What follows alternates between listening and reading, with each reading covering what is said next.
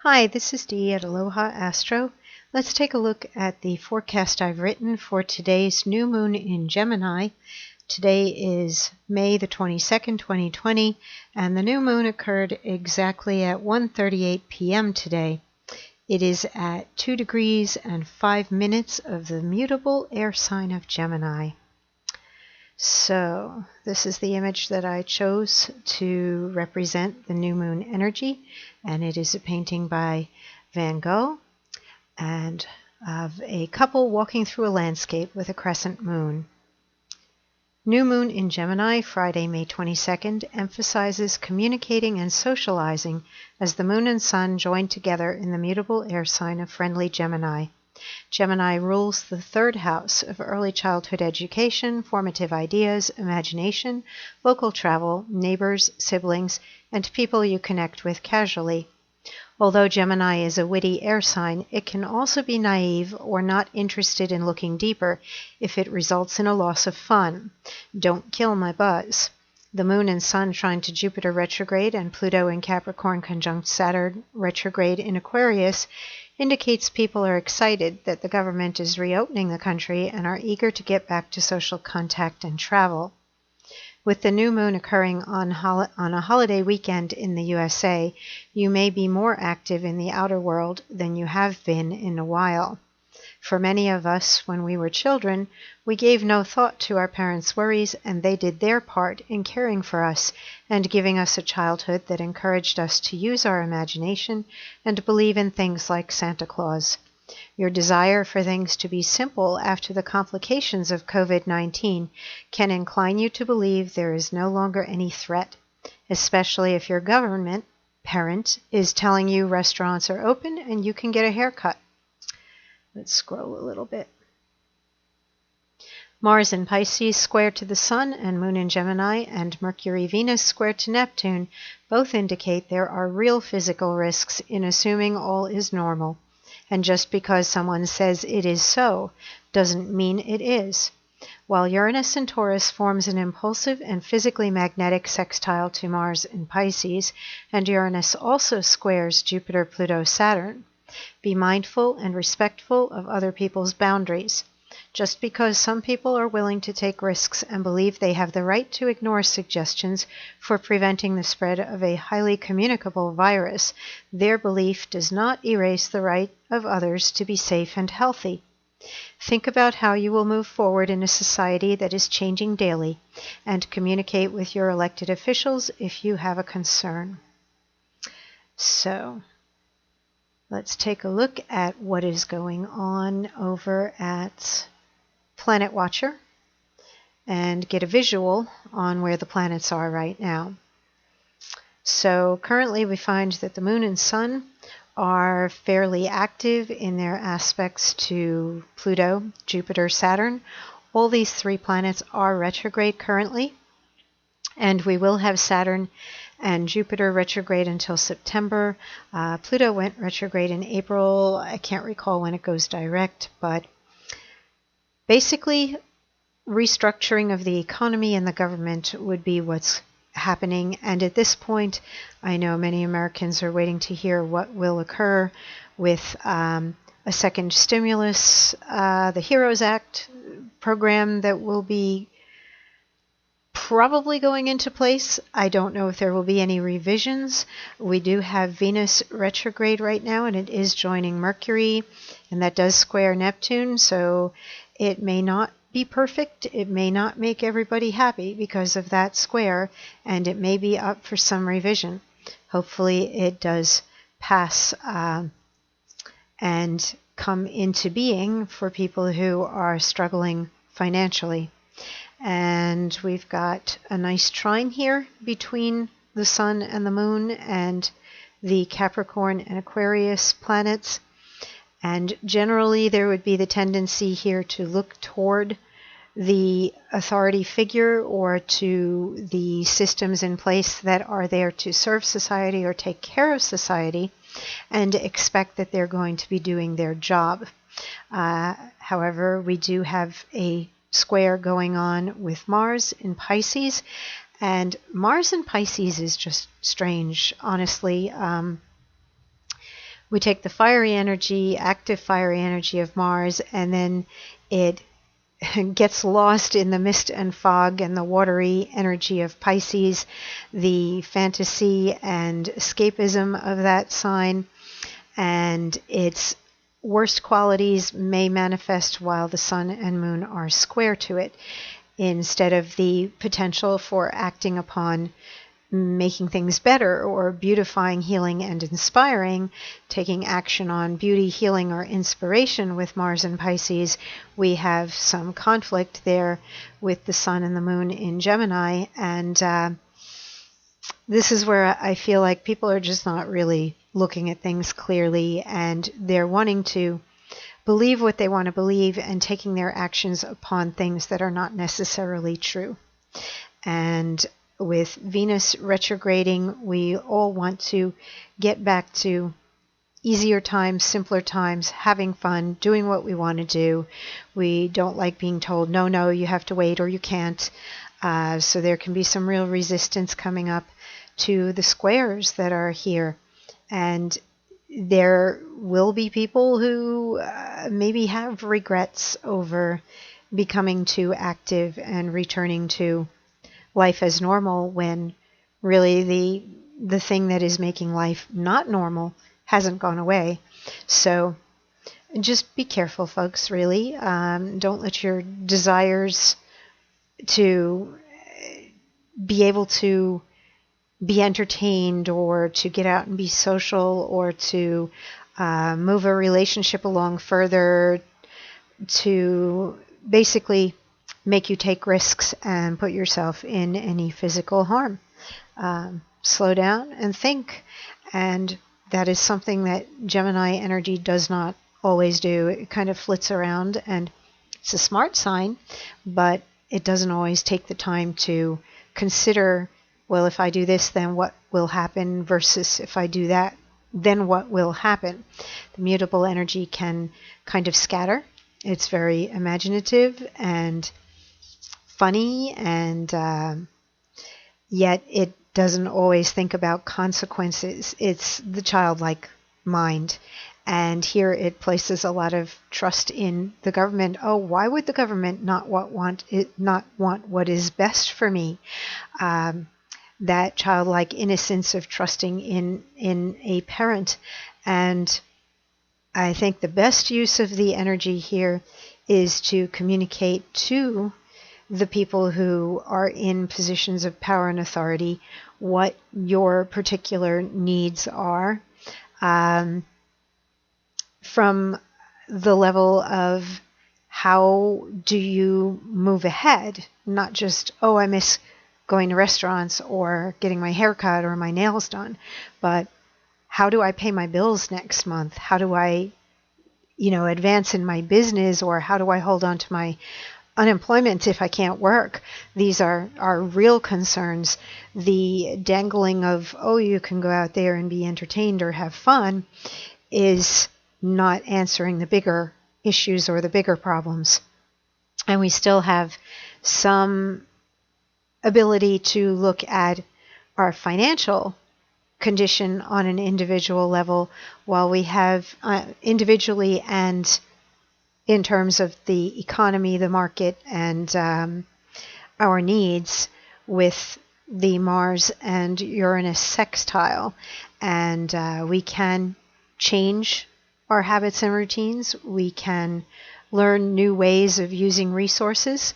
We can definitely look toward what does society need to do in order to take care of everybody, not just individuals, but everybody. So watch out for the distractions and the smoke and mirrors and the promises without things actually following through. And get vocal if you have something on your mind or something that you want to complain about. Don't just take it to Facebook or, your complain to your friends. Complain to the people in charge. Write to your political representatives and tell them what your life is like and what you need right now. This is definitely a time period where multiple options can open up. While we have the creativity of Gemini, you can consider new ways to be making money, earning money, doing business, and you may have to adjust and adapt to those new ways of doing business or making money. But if there are no other ways for you other than, let's say, the job you are laid off from right now, and you're looking at the reality of perhaps unemployment being cut back or whatever, and it bothers you, then please take your complaints to the people in charge. And that is where the responsiveness has to come from. And the government needs to know what the people need at this point in time. And let's take a look at the Sabian symbol. And we round up to 3 degrees. And let's take a look at Gemini 3 degrees, the Garden of Tuileries in Paris. Keynote: the formalization of collective ideals through the application of reason and order to newly discovered aspects of nature. The Garden of the Tuileries and Versailles are typical representations of the classical spirit and its need for order and symmetry. The reign of the French king Louis XIV, followed by the Renaissance, which was filled with the excitement of a new spirit of discovery and a period of internal troubles. A reaction had to come to consolidate the gains made by the collective mind of European man. Such a consolidation usually leads to another extreme, i.e., formalism, and often the narrow intellectual crystallization of dualistic concepts. At this third stage of the 13th fivefold sequence of cyclic phases, we see the contents of the first and second stages brought to the state of clear and lucid, but also formalized and conceptualization. The heavenly gift-bearing Santa Claus, and I swear to you, I did not read this before I wrote my forecast. I actually got the goosebumps when I read this to myself a few minutes ago. I wrote my forecast earlier this morning and just pulled this up a few minutes ago. So that's kind of strange. Has become the paternalistic autocrat, king by divine right. The warm family circle celebrating the birth of the deliverer from wintry darkness is now the court of the king, ruled by rigid rituals. There is clarity, but there is also ego-centralization and the worship of formalism.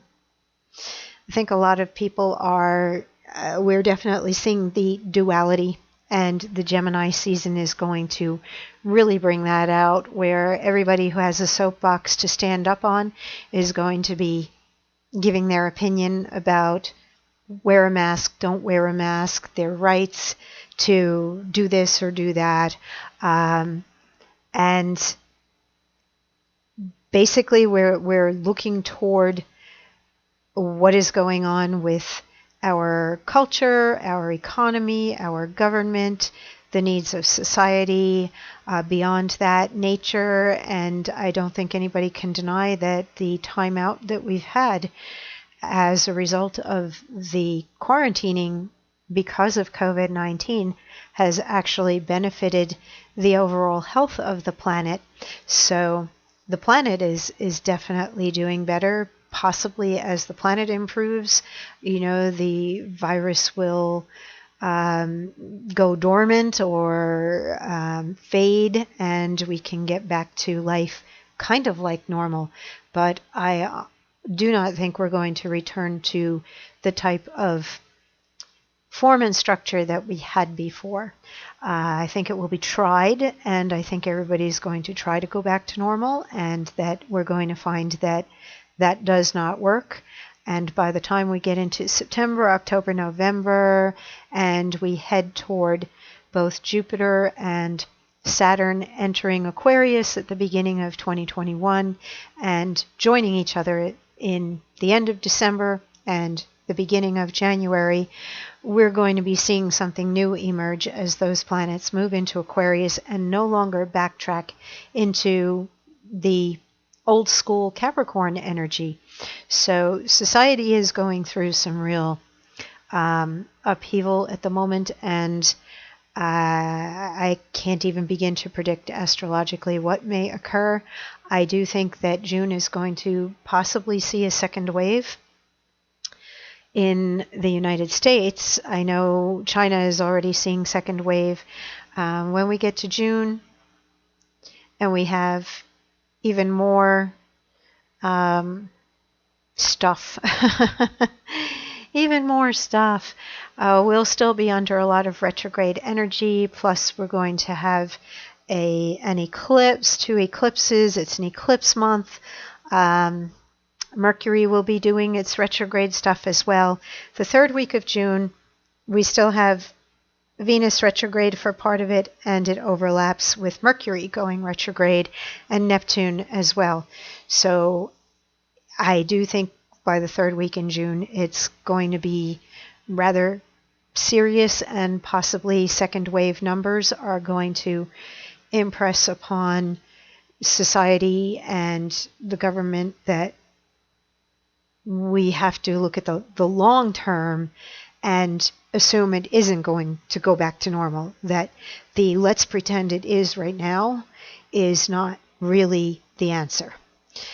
And I wish I had better news. I hope I'm wrong. I hope my predictions about that are entirely wrong, and that we can all go back to life the way we would like it to be. But our culture is so immediate now. We want instant gratification. We can access almost anything informationally immediately. You can take a picture of an event happening in the world, and within seconds it's all over the world and it's viral. So we are now addicted to that, and we don't like to be told that we have to go slow, or we have to wait, or we can't go get what we want and have what we want when we want it. And I think the most important thing we can be learning from all of what we're going through is probably coming directly from Neptune, and Neptune in Pisces, patience and going within. And Neptune does make a favorable aspect to Jupiter, Pluto, Saturn. You can slow down, be patient, do constructive things, conserve life, or you can move on to another plane of existence and leave here. But certainly don't put other people at risk and take away their options as to whether they want to stay or go.